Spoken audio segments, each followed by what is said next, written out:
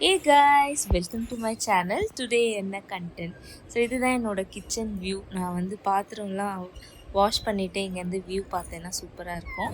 So வாங்க வீடியோக்குள்ளே போகலாம். டுடே வந்து நம்ம தேங்காய் பால் சாதம் தான் பண்ண போகிறோம்.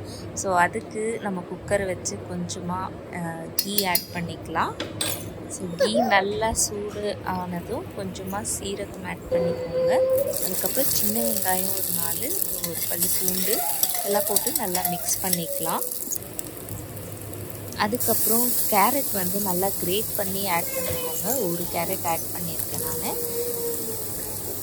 டைரெக்டாக தேங்காய் பால் சாதம் கொடுக்காமல் இந்த மாதிரி எக்ஸ்ட்ராவாக கொஞ்சம் வெஜிடபிள்ஸ் எல்லாம் நம்ம ஆட் பண்ணும்போது அதோட ஸ்ட்ரென்த் வந்து இன்னமும் நமக்கு பாப்பாவுக்கு நல்லா அப்சர்வ் ஆகும். அதனால நான் விட்டமின் சி இருக்க மாதிரி கேரட் ஆட் பண்ணியிருக்கேன். ஸோ கொஞ்சமாக மஞ்சள் தூளும் உப்பு தூளும் மட்டும் ஆட் பண்ணிக்கோங்க. அதுக்கப்புறம் தேங்காய் பால் கொஞ்சமாக தான் நான் எடுத்து ஆட் பண்ணியிருக்கேன். கொஞ்சம் டைல்யூட்டடாகவே ஆட் பண்ணிக்கோங்க. ரொம்ப திக்காக வேண்டாம், லைட்டாக ஆட் பண்ணிவிட்டு அதுக்கப்புறம் நம்ம சாதத்தை ஆட் பண்ணிக்கலாம். ஸோ நான் ஆல்ரெடி வடிச்சிருக்க சாதத்தை தான் ஆட் பண்ண போகிறேன். நீங்களும் டைரெக்டாக ரைஸ் ஆட் பண்ணணும்னு ஆட் பண்ணிக்கோங்க. அது வந்து ஒரு 5-6 விசில் வச்சு எடுத்துக்கலாம்.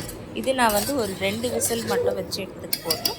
ஏன்னா ஆல்ரெடி இது ரைஸ் குக்காக இருக்கிறதுனால.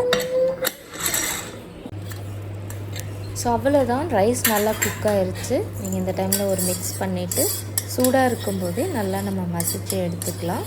ஸோ இது அவ்வளோதான், டைரெக்டாக நம்ம பாப்பாவுக்கு ஃபீட் பண்ணிடலாம். இதில் எக்ஸ்ட்ராவாக நான் எதுவும் நெய்லாம் ஆட் பண்ணலை. ஸோ டைரெக்டாக ஃபீட் பண்ணிடுவேன். இது ரொம்ப ஹெல்த்தியான ஃபுட், கண்டிப்பாக வெயிட் கெயினுக்கு ஹெல்ப் ஆகும். 8+ மந்த்ஸ் பேபிஸ்க்கு கண்டிப்பாக நீங்கள் இதை கொடுக்கலாம். எஸ், என்னோடய சேனல் சப்ஸ்கிரைப் பண்ணிக்கோங்க. இந்த மாதிரி நிறைய வீடியோ கண்டென்ட் நான் போடுறேன். Thank you for subscribing.